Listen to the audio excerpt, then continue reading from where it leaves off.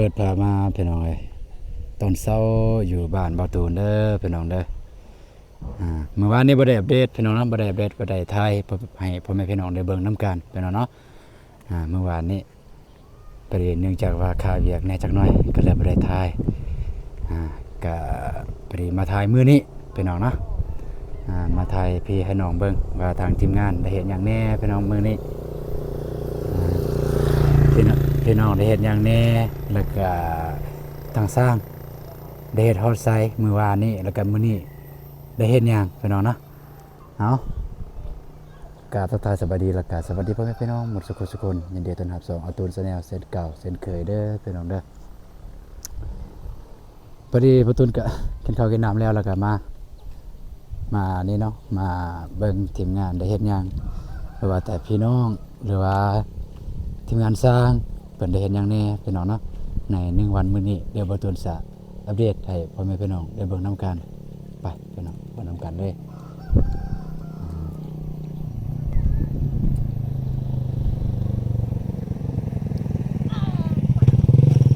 สารเพชรพี่น้องน้องสารเพชร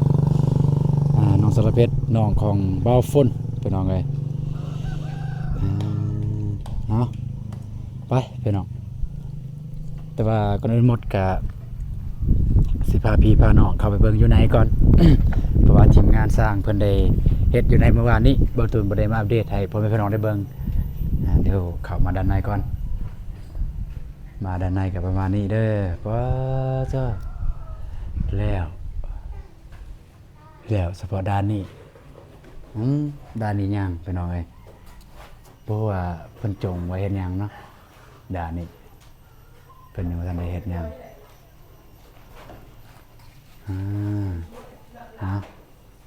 นี่ก็เรียบร้อยด้านนี้ไปหน่อย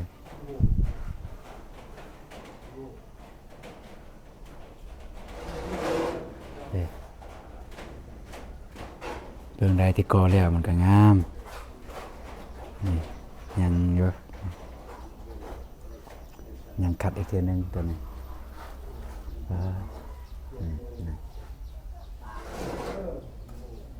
แต่ว่าไปเริ่มก่อด้านนอกเลยพี่น้องเอ้ยเดี๋ยวสิถามไอ้มวนก่อนว่าสิว่าได้ไอ้มวนเด้อเป็นหยังคือก่อด้านนอกเป็นหยังคือก่ออยู่นอกอยู่ในยังบ่ทันแล้วติดเรียมก่อนอ๋อบ่เข้ามากับไอ้มะกออยู่นอกนี่นะเป็นหยังจึงกออยู่นอกคือบ่กอยมันแหละอยู่ในเลยโบกเป็นหยังคือโบกอยู่นอกครับเป็นหยังคือโบกอยู่ในก่อนนี่บ่ให้เพิ่นติดเรียมแล้วเบิดก่อนแบบนั้นว่านั่นบ่ทันได้ติดเรียมให้คนมาให้เพิ่นติดเหลี่ยมตัวนี้ก่อนแล้วก็จึงเอาบัดเดียวเลยนี่เป็นแล้วเนาะบ่ต้นก็ถามให้ข้อสงสัยกระเทินเอาเข้าได้เอาเบิ่งนอกเอาแต่เบิ่งนอกมีคนส่งปูนโอเคเอาแต่ว่าเอาแต่สะดวกสบาย เอาแต่แนวใดสบายไปเฮ็ดเลย เอาประมาณนี้เด้อพี่น้องเด้อที่ประตูถามก็เฮาบ่ฮู้เนาะก็ถามพี่น้องเอ้ยว่าเป็นหยังจึงก่ออยู่ก็เป็นหยังจึงโบกอยู่นอกก่อนคือโบกในนี่อยู่ในนี่ให้ติดให้ติดเหลี่ยมก่อนพี่น้องเหลี่ยมอันนี้เนาะนี่เหลี่ยมเด้อในซ้ายมันจะมีเหลี่ยมเด้อตัวนี้ประมาณนั้นเนาะพี่น้องเพื่อไปที่ยังสงสัยอยู่พี่น้องเอ้ยไปด้านในอีกจักหน่อยด้านในก็จะประมาณนี้สร้างเพิ่นได้กินข้าวกินน้ำแล้วบ่เนาะโอ้แต่ว่าปลากระป๋องเนี่ยเพิ่นกินเด้พี่น้อยปลากระป๋องกับไข่แล้วเพิ่นซื้อเดี๋ยวมื้อแลงสิหาซื้อผักให้ข้าวก็ยังอยู่นี่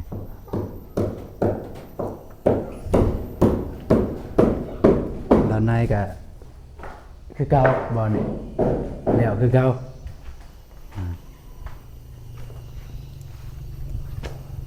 เดี๋ยวสิพาไปเบิ่งด้านนอกอีกพี่น้องไป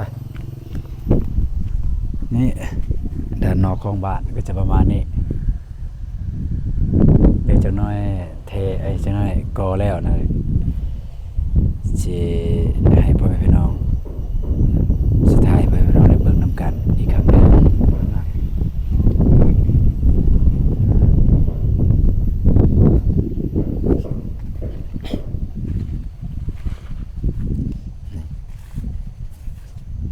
โอ้ทางหลังนี่จักหกแน่จักหน่อยนี่บ่ทันได้เก็บบ่ทันได้เมียนแปดอีหยังต่างๆให้สะอาดให้สะอ้างนี่สำหรับทีมงานญาติพี่น้องบ่ตูนจะเฮ็ดเบื้องนี้พี่น้องเนาะก็คือจะต่อปีกตัวนั้นให้มันสุดลงดินนี่จะเฮ็ดแบบนี้เอาพี่น้องเอ้ยนะว่าเพิ่นจะเสียบเหล็กตะปูเอาอยู่เทิงหั่น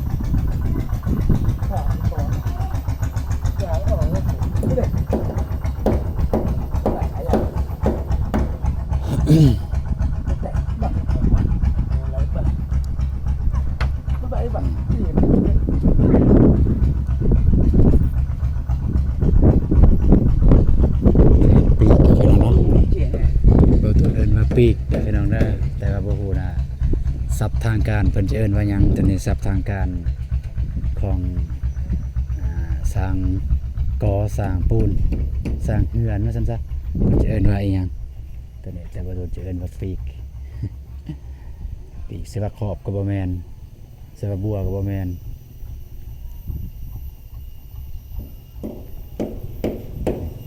เวลาเฮาแนมเห็นเฮาแนมเบิ่งแต่ไกลๆจะเห็น จะเห็นหมอนี่เลยมาปีกพูนตัวนี้เนี่ยบ่ต้นได้คิดแล้วสิใส่สีหยังเห็นตามแบบนี่มันสีแดงมันงามมันโดดเด่นสีแดงตัดกับสีขาวบ่จังซี่แล้วว่าตัดกับสีเทาจ้างงามสีแดงตัดกับสีเทาจ้างแต่บ่ต้นที่คิดแน่ บ่ต้นคิดได้เป็นสีแดงแล้วก็เฮือนเนี่ยเป็นสีเทาจ้างแล้วก็ครอบเนี่ยจะเป็นกันบ่แม่นสีขาวก็สีเทาเข้มคือกันกับแอลมันเลย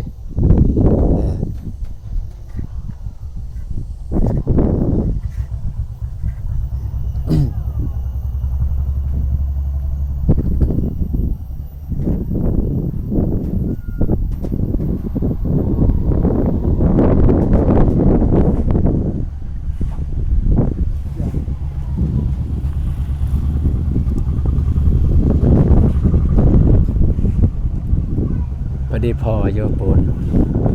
เนี่ยพอดีพอแต่ว่าตัวเศษเสาเนี่ยบ่พอเศษเสาเนี่ยมันคนละเดนจีเศษเสาเนี่ยยังเพิ่งเศษเสาเพราะว่าบ่ทันได้แห้งอันนี้หากระเทเมื่อวานนี้จะสิขึ้นทางใดสิขึ้นไปไทยบ่ให้พ่อแม่พี่น้องได้เบิ่ง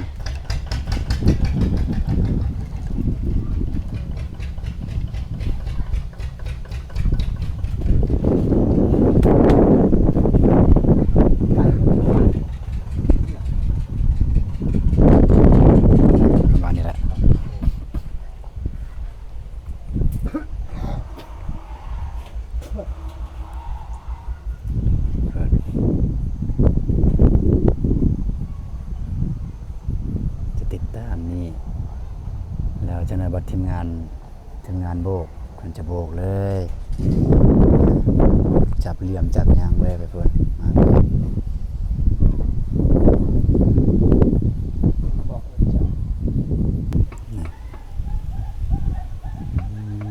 พี่น้อยเนาะตามแบบเลยอาจจะบ่งามเท่ากับแบบแต่ก็คล้ายๆในจักหน่อยแบบนี่เป็นแบบของAI พี่น้องแบบนี้เป็น AI บ่แม่นนั่นเฮือนสำเร็จรูปเฮือนที่เขาเจ้าเฮ็ดแล้วก็ถ่ายบ่แม่นมันเป็นภาพซื้อ AI บ่แม่นเนาะเขาเอิ้นว่าหยังเนาะกราฟิกกราฟิกกราฟิก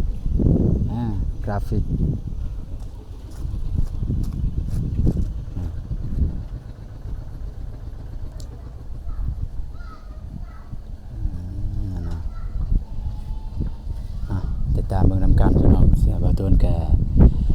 สิเฮ็ดทีละอย่างให้พี่น้องเบิ่งวันใดมันตันมันไปบ่ได้อีหลีก็สิได้แจ้งพี่แจ้งน้องคือเก่าหั่นล่ะวันใดมันไปบ่ได้งบบ่มีจังซี่สิได้แจ้งพี่แจ้งน้องแล้วก็สิได้หยุดเนาะตัดภาพมาทางนี้พี่น้องเอ้ย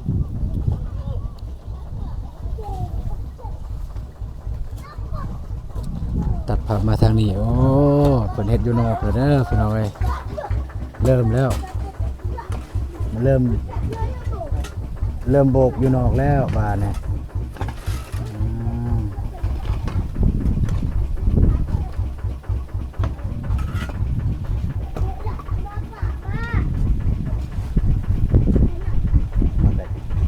บ้าง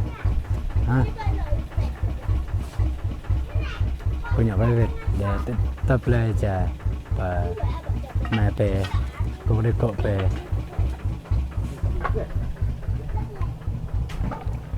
นี่พี่น้องจะได้ต่อทางนี้โบกทางนี้ก่อนอันนี้ก็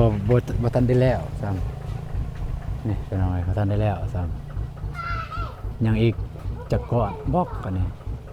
ประมาณอีก1 2 3อีก3บล็อกนี่ตัวนี้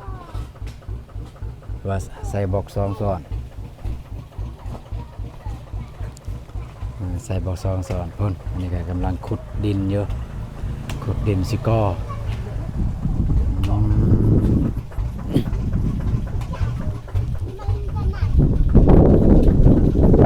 โอ้สร้างไงจะไปใส่สร้างไงเสียดยาสร้างไงเสียดยาเนาะ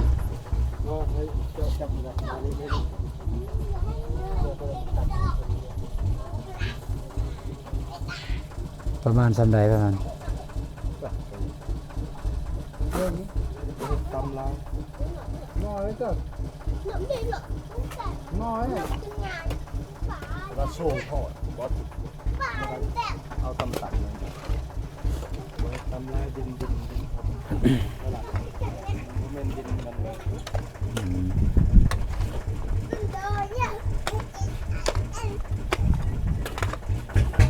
ดูเบิ่งว่าแต่ต่อวันเนี่ย ไปแล้วประเทศเวียกไปคือเงียบคนไปทางไหนวะรอบไปเบิ่งมันจะออกไปไทยโอ้ยชอบไปตามได้แต่การติดตามกันนะเวลาไปเบิ่งเตะต่อได้โอ้ไปเลยครับ ดูเบิ่งเขาแต่ต่อ บัตรตามบอกคนบอกที่บัตรนี่เตะบอลรถจอดบอลแล้ว ตามบอกกันต่อเลยสำนันขึ้นเทิงบ่มันจะบอกเดียวแล้วสันเนาะ มันจะทุ่มดินเอามันจะแต่งนี่มันอย่างมันทำด้วยแบบจะทุ่มจะทุ่มเบ็ดจะทุ่มแล้วจะเท่นะนี่จะเท่เลยอย่างมันเลื่อนไปเท่ตั้งต่ำนะเพื่อน บ่ยันแอลมันต่ำโพดสินะมันจะบ่ง่าย แล้วต่ำคนผู้ใดสนิทแอลสำเร็จ60ก็ไปแล้ว แม่60อะไรนี่กันขุดลุ่มๆอีก60 โมเมนแต่หน้าตักอยู่ได้เท่าไหร่ ได้ได้ สมมุติว่าจังได๋เขาตั้งตัวนี้ตั้งตัวนี้ตัวนี้5นี่60ประมาณเขาไล่ตัดตีนตะลุมตีนสามเขาเล่นได้ ก็แต่นั้น60แล้วได้ตามสร้างที่เว้ากันกับสร้างอันนี้ได้ เวลาพวกนั้นไล่แต่ตีนสร้างมันจัก บ่แม่น บ่แม่นแต่ว่า60อยู่แต่ว่าเพื่อเพิ่นเอา60เบิ่งลุมบนต่ำสุดเจ้าก็ได้เอื้อนต่ำนะ60นี่เจ้าเบิ่ง60นี่เจ้าจะเอาบนสูงสุดดินข้างในมันสูงเจ้าข้างนั้นเป็นระดับเอาอย่างปูไว้ง่าย60อยู่ตัวอย่างว่า60นี่ถ้ามาจับอยู่บนนี้60ก็มาจับบนมันบนนี้เจ้าพยายามแต่มีแต่3บอกเอาบ่ออยู่นี่60จับระดับใส่บนนี้ไปหันนี่ให้หน้าตัวนี้ขาดแน่เนี่ยดินตัวนี้ขาดเพราะว่าดินมันบ่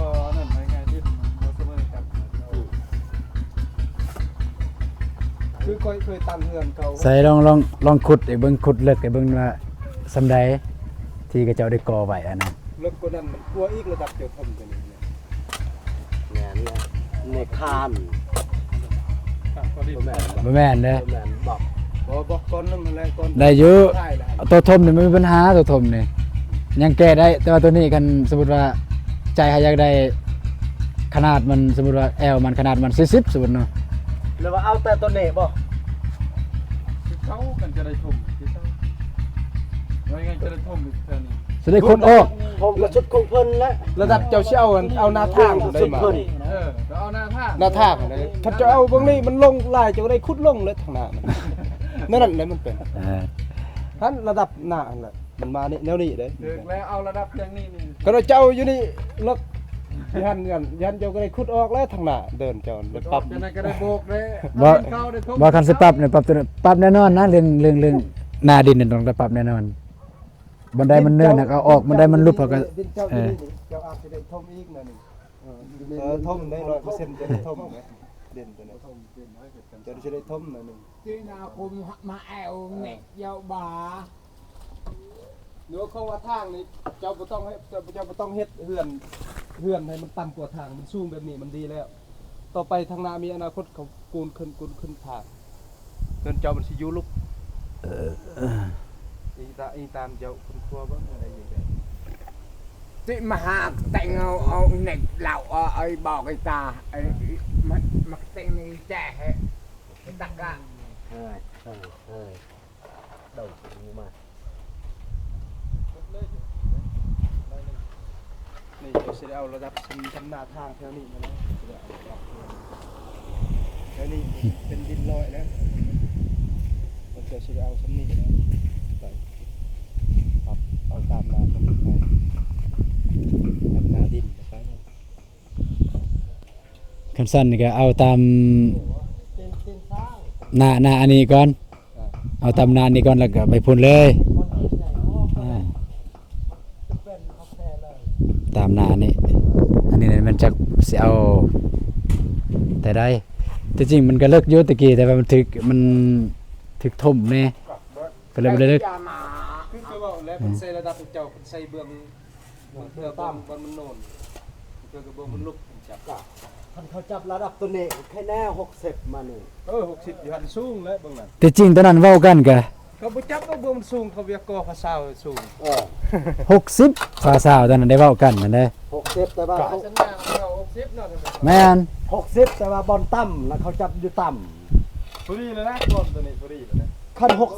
60ตีนสร้างตัวนี้เขาจับตั้งเป็ด ยังเลยไปปี จับก่อนแม่นนะไปบนสูงจะเป็นต่ำแล้ว คันไปไล่บอลต่ำก็ได้ต่ำไล่บอลสูงก็ได้งามครับ ไปบนสูงนี่พูดเลยประมาณ3ก่อน2ก่อน คันเบื้องสูงก็ได้ระดับตัวนี้และได้นี่ตัวนี้แม่นนะ มาเฮ็ดแบบแต่งบัวแอลแบบยกขึ้นเลยมั้ง จำเป็นและนั่นและจำเป็นและ ใส่สไตล์คือก็บอกแต่งบัวใหม่ มันเข้าอยู่ในอ้าวมันต่ำ แจ้ จับเพียงขึ้นมา จำเป็นและนั่นถ้ามันต่ำจำเป็นนั่นและแบบบัวยกสูง แต่ว่า แต่มันต่ำโพดก็บ่งามอีกเอาพี่น้องตอนนี้ก็พอดีเว้ากันกับสร้างว่าทางสร้างเพิ่นว่าอยากถามว่าสิก่อซำใด ใส่ อ่า เอาเพียงซ้ำตัวนี้แหละ ใส่ตามนั้นเลยก่อไปพุ่นเลย พอดีแล้วซ้ำเดียว พอดีแล้ว อันนี้เฮาเทจะน้อยเพิ่นยังสิเทอีก เจังเนอก็ยังสิ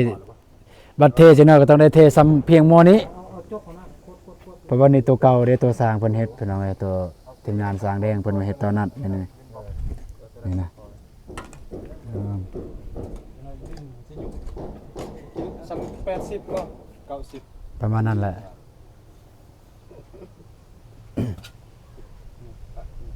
ต่อเสาหน่อยนึงพอดีครับ คันขานมีซ้ำนี่ขาน เสาแล้วก็บ่ได้ต่อเด้ แน่ ต่อเสา ไอ้ ได้แล้วบ่ตัวนั้นได้เนาะอืม ต้นเฮ็ด ได้คุ้มครองคักๆได้เหือนเหือนนี่ก็มันบ่มีแบบบ่มีพังเอาเฮ็ดแบบตามใจเฮามักนะ ไว้ง่ายคันเขามักอันนั้น เขา เขา มั มั ก กเขารัดเอาก็มีอะไรเงี้ยเขาก่อนี่เขาไม่อยากให้ก่อดนอะไรเงี้ยก่อลายก่อพื้น เพื่อนบนก็เฮ็ดอยู่พุ่นอยู่ในหั่นก็เฮ็ดเลยเป็นตัวเลยโอ้ยยากเลยก็บ่ยากคือกันว่ายันผิดใจกันนะ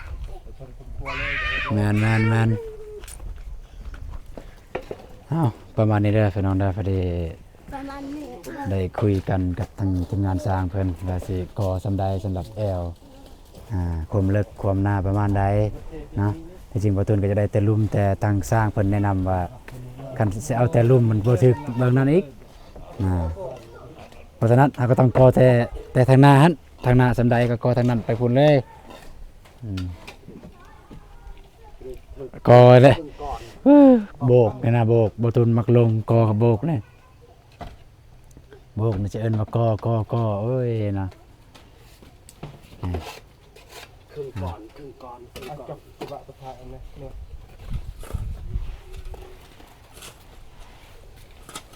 ครึ่งก่อนครึ่งก่อนบอกเลย เข้าไปเนี่ยเข้าไปเลยโดดขึ้นมาโอ้ห่านมันก็เสียวเลยเนีย มันโยดบ่ เนียแล้วขึ้นมามันย่อนก็ไม่สูงเนี่ย เจียอีเจียเป็นยังไงอะเป็นยังไงดอกเพราะการเราบอกเอาไปสบายตอนแก่ ก็อยู่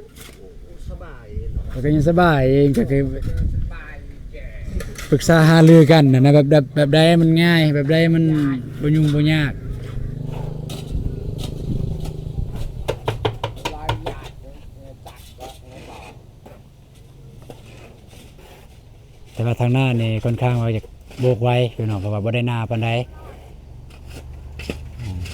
เพราะว่าโบกตามดินบอกเพิ่นน่ะเนาะบ่แม่นตามวงกบโบกตามวงกบเพิ่นวงกบสำใดก็โบกตามนั้นเลย แนวว่าใครอยากจะแปลสุดต่อไปอยู่หัวถ้าลายได้เห็นโตก็ไปในอีเทินปากเราเอาไปบ้านเยอะ บอลจอดรถมันก็ เยอะกว่า มันบนนี้บนจอดรถอนาคตอาจจะมีรถวิโก้บ่จังซี่ โอ้โห ไอ้สิฮู้เนาะถึกเลขเนาะถึกเลขเนาะไปซื้อแล้วรถวิโก้จำเป็นแล้วฝากเบิ่งนี่ก็ต้องบนจอดรถเอาบ่อยากจอดแล้วฝากเบิ่งนั่นหมู่เห็นหลายหาก็จอดลี่จอดเสื่องเบิ่งนี่สิไปเผื่อเยอะ แนวจะมาพูดคุยบอก นี่ดอกเหลิงไปสวัสดิ์ระบาดนั่นเด็ก เราเป็นลำพูดผมแต่งเน็กมาแต่งเน็กหรอก เราก็แต่งหน่อยฐานนะ ทานกับคนแต่ง ของการมูลนะแต่งละอันนี้ดูเพราะโอกาสได้มีแต่งตาเป็นดึงเจ๋ ที่อะไรไม่แท้ก็เตียกดีต่อไม่ได้นั่นก็อีแท้ให้อะละซีเมนต์ดีโต แต่ว่าเริ่มแล้วเด้อพี่น้องเริ่มก็เริ่มโบกนอกแล้ว เอาไปบ้านนอก นี่อ่า มันก็ไม่ก็ไม่เข้าใจไอ้ มื้อนี้เป็นมื้อที่6แล้วเนาะมื้อที่6แล้วทางทีมงานสร้างเขาบ่ฮู้ว่าใช้เวลาจักมื้อพี่น้องเนาะแต่ว่าถ้าเว้าเรื่องการนะอิหยังวะแผนงาน มองได้ยาก ทางแผนงานของสร้างเพิ่นว่า10มื้อ แค่ เพิ่นกำหนด10มื้อแต่มาเบิ่งตัวจริงว่าจะแล้วก่อนกำหนดบ่หรือว่าเรือ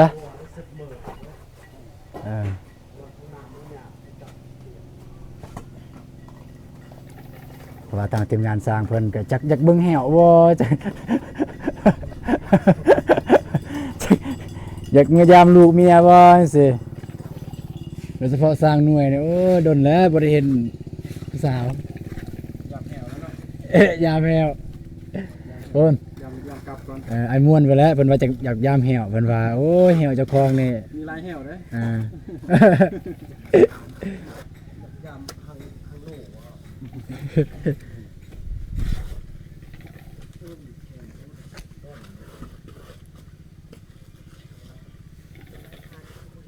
ประมาณนี้พี่น้องเนาะติดตามเบิ่งนำกันก็ประมาณนี้พี่น้องเดี๋ยวมาแรงแล้วว่าคลิปต่อไปบ่ตูนก็จะอัปเดตให้พ่อแม่พี่น้องได้เบิ่งว่าทางทีมงานสร้าง จะโบกได้ฮอดทรายพี่น้องเอ้ยตอนนี้ก็กำลังลงโปะลงปูนอยู่กำลังขึ้นปูนอยู่ค่อนข้างว่าขึ้นปูนได้บ่หลายเนาะเบื้องนอกเนาะเพราะว่าบ่คือเบื้องในนี่ไอ้ม่วนว่าจนซี่เถือพุ่น ทางนอกเนี่ยบ่ได้ใส่ลายเพราะว่าอย่างที่สร้างเพิ่นได้เซ็กเบิ่งว่าอยู่นอกน่ะมันโบกบ่ได้หน้าปานใดย้อนยังบ่ได้หน้าเพราะว่าโบกตามวงกบนี่เด้แต่ว่านี่ทางอ้ายของประตูนใส่จะออกนอกลายตัวนี้ออกนอกลายกว่าวงกบประตูอีกตัวนี้เพราะฉะนั้นจำเป็นต้องได้เวลาโบกจำเป็นต้องได้โบกเพียงวงกบบ่ได้เพียงนั้นการโบกเพียงนั้นมันจะเนินอยู่หั่นก็จำเป็นแล้วเนาะก็จะเป็นแล้วให้ตัวนั้นออกมาก็ว่าเป็นหยังก็เป็นรูดลายหนึ่งอีกก็เป็นเว็บซีซั่นหนึ่งอีกนะประมาณนี้เด้อพี่น้องเด้อ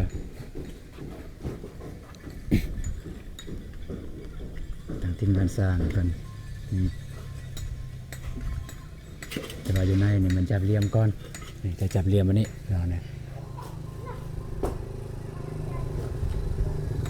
จับเหลี่ยมตามไปเลยแล้วจะกอตามนี้ได้ไปพุ่น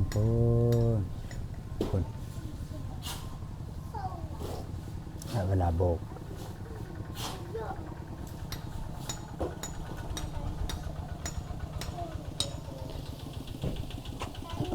ทางนี้ก็คือกัน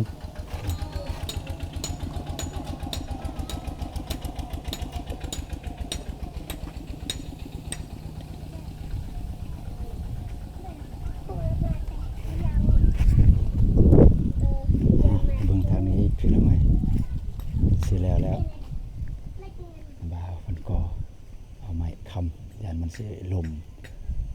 ทางนั้นหักทางนี้